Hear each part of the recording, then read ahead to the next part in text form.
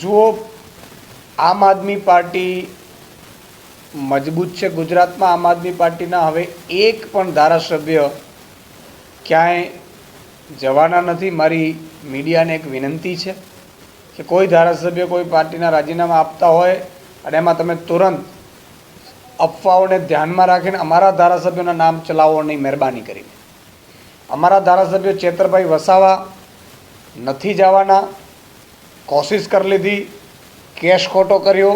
Case કર્યા પછી એ લોકો ચેતરભાઈના ઘરે આવ્યા અને ઘરે આવીને ચેતરભાઈને એના ફેમિલીને એવું કહ્યું કે આ કેસ તરત જ પરત લઈ લેશું. છગન ભુજબળ, અજીત પવારની જેમ તમને પણ નીટ એન્ડ ક્લીન કરી નાખીશું, પણ તમે જેલમાં ન જવું હોય તો ભાજપમાં આવી જાઓ. ચેતરભાઈ વસાવાએ કીધું કે હું એમના પરિવારે કે અમે આદિવાસી સમાજના હિત માટે આવ્યા છીએ, કોઈ ભાજપની દલાલી કરવા માટે રાજનીતિમાં નથી આવ્યા. અને ભાજપના જે નેતાઓ છે એ અત્યારે રીતસર ભાજપની દલાલી જ કરી રહ્યા છે, આદિવાસી સમાજનો અવાજ નથી બની રહ્યા. અને એટલા અમારે અમારા સમાજનો અવાજ બનવું છે. એટલે ચેતરભાઈએ ના પાડી દીધી, ઉમેશભાઈ મકવાણાએ ના પાડી દીધી હતી, સુધીરભાઈ, હેમંતભાઈ. હા, એક ભાઈ જે શરૂઆતના તબક્કાથી એક અમારા માટે ખોટો શિકાર સમાન સાબિત થયા, અને દુઃખદ વાત છે કે જેમણે રિઝલ્ટના બીજા જ દિવસે ત્યાં ભાજપ કાર્યાલય સુધી પહોંચી ગયા હતા, એ એક અમારી પણ ભૂલ હતી અને માણસ પારખવામાં અમે થાપ ખાઈ ગયા એવું પણ કહી શકીએ. પણ બીજા ચારે ચાર ધારાસભ્યો માન્યા નહીં એટલે તો એમને રાજીનામું આપવું પડ્યું.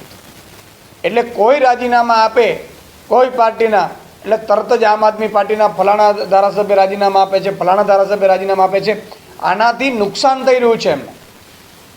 એમનામાંથી કોઈ લોકસભા પણ લડવાના છે તો પ્રજા પછી વિશ્વાસ કઈ રીતે કરશે? ભાજપના ઇશારે મીડિયાવાળા મરજી પડે ત્યારે એમને નામ ચલાવી દે છે કે આ આપી શકે છે રાજીનામું. એટલે શું? મારી એક વિનંતી છે, રિક્વેસ્ટ છે, જો આપશે ભાજપ, હું એમ કહું છું ભાજપમાં તાકાત હોય તો ખેડૂતોનો દેવું માફ કરી બતાવે, ભાજપમાં તાકાત હોય તો ભ્રષ્ટાચાર મુક્ત ગુજરાત કરી બતાવે, ભાજપમાં તાકાત હોય તો 600 યુનિટ વીજળી ફ્રી કરી બતાવે. ચાલો, એ નથી. એટલે તમને ભરમાવા કામ કરે છે. અને મીડિયાનું કામ થોડું એ છે કે ભાઈ રાજીનામા આપે છે તો મીડિયાએ વખોડવું જોઈએ. આજે કોઈ પણ પાર્ટીમાંથી રાજીનામા પડે એ દુઃખદ બાબત છે, એ ખૂબ જ ગંભીર છે અને લોકતંત્રની હત્યા થઈ રહી છે. અને આપણે ઓપરેશન લોટસ કરીને ચલાવતા હોઈએ છીએ. શું થઈ રહ્યું છે ઓપરેશન લોટસ? શેનું ઓપરેશન લોટસ? 159 આપ્યા પછી કોઈ ધરાતા નથી, કામ આવડતું નથી, મરજી પણ એને મંત્રી બનાવી દીધા છે. સાહેબ, એક કદાચ IAS IPS અધિકારી પણ અનાવડતવાળો આવી ગયો હોય ને તો આખો જિલ્લો ખતમ થઈ જાય છે. ત્યારે આખી ફોજ ભાજપની અનાવડતવાળી છે.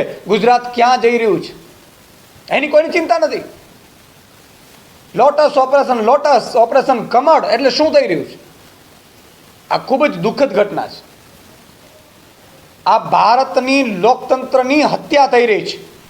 તો મીડિયાએ વખોડવું જોઈએ, ભાજપના નેતા અને કાર્યકર્તાઓ પણ વખોડવું જોઈએ. શું કામ? કે તમે પણ માત્ર તાળીઓ વગાડતા રહી જશો, તમારું ચાલશે નહીં. આમે મોટા ભાગે તમે જુઓ અત્યારે ભાજપના ધારાસભ્યો હોય એ પણ વિપક્ષને ચિઠ્ઠી આપે છે કે તમે આ પ્રશ્ન પૂછી લેજો ને, અમારાથી પૂછાય એમ નથી, અમારી પાર્ટી છે.